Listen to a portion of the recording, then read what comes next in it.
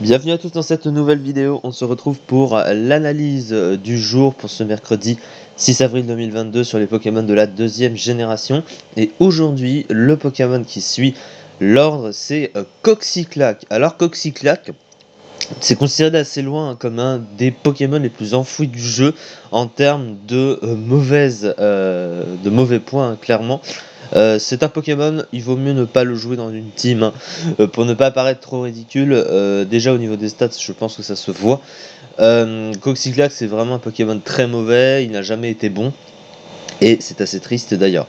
Alors, qu'est-ce que c'est Coxyclack du coup en combat? Il possède un double type insecte-vol. Alors, défensivement, tout n'est pas si mauvais que ça, mais c'est pas considéré comme un bon type défensif malgré tout, parce qu'il possède des faiblesses extrêmement gênantes. Alors, il a une immunité sol, évidemment, mais le type insecte résiste déjà au type sol, évidemment, et il résiste déjà au type combat. Donc, en fait, le type vol ne va rien apporter de plus, si ce n'est l'immunité du type sol, la double résistance au type combat. La double résistance plante, c'est pas très intéressant parce que c'est pas un bon type offensif. La résistance insecte, c'est correct parce que c'est la résistance à demi-tour, mais à part ça, le type insecte est un mauvais type offensif, donc c'est pas très intéressant. Euh, mais surtout à côté, il a des faiblesses extrêmement dérangeantes, donc en fait c'est pour ça que le type est pas incroyable. Des faiblesses à des types extrêmement courants. Alors je sais pas ce qui se passe. C'est la page qui a un petit peu bugué. Donc voilà, des faiblesses au type électrique, c'est très gênant. Le type feu, c'est un des trois types qui sert à passer le type acier.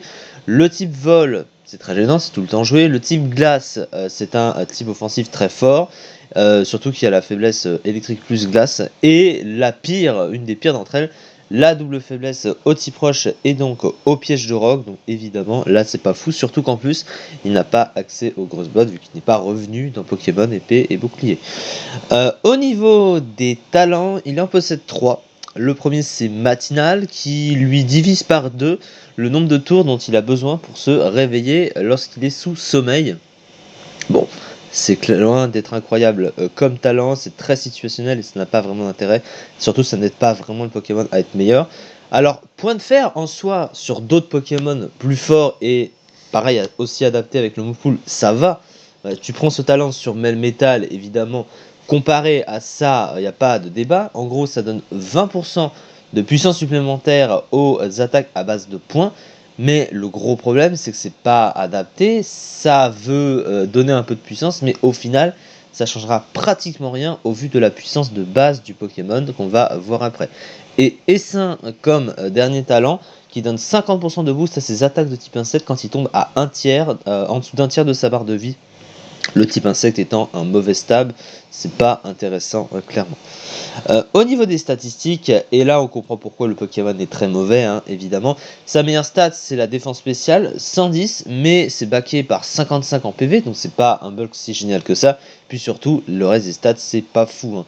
85 en vitesse, c'est une vitesse correcte, mais pas incroyable en plus de ça. Il a 55 en attaque spéciale, 35 en attaque, rendez-vous compte qu'il tape moins fort sur le physique qu'Alakazam sur le physique. Juste pour vous donner une idée. 50 en défense aussi, hein, donc une défense de merde. Donc ses stats sont vraiment trop mauvaises, il n'y a pas de débat. Son mot pool, il n'est pas si mauvais parce que finalement, il est adapté à son talent. Déjà, hein, c'est sûr qu'il a des choses pour aller avec son talent. Alors, il n'a pas des choses incroyables non plus, mais il a quelques options, donc il va pas s'en plaindre. Alors, il a point glace, il a point éclair. Vous voyez, deux petits trucs qui vont avec son move pool. Par contre, il n'y a pas d'attaque stabé qui joue là-dessus. Il possède demi-tour stabé, il possède Dance Lame pour se booster également. Ça reste un move pool qui est quand même pas très très large non plus. Alors, il a sabotage aussi.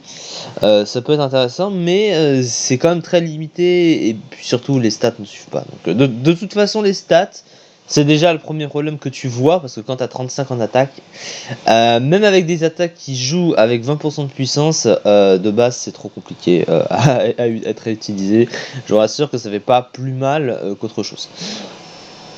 Voilà, rendez-vous compte qu'à côté c'est presque aussi proche que Tournégrain, hein, donc bon, voilà.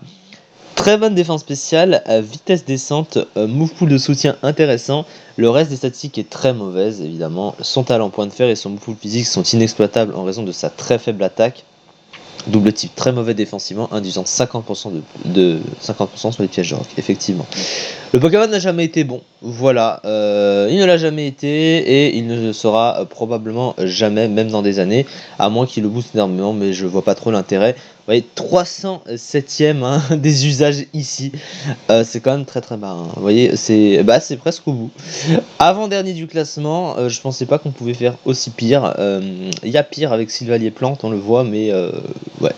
Ne jouez pas à ce Pokémon, par respect envers vous-même, je pense que c'est mieux. Du coup, c'est déjà la fin pour cette vidéo. On se retrouve bien évidemment demain pour la suite des analyses sur les Pokémon de la deuxième génération. Merci beaucoup de m'avoir suivi et à très vite.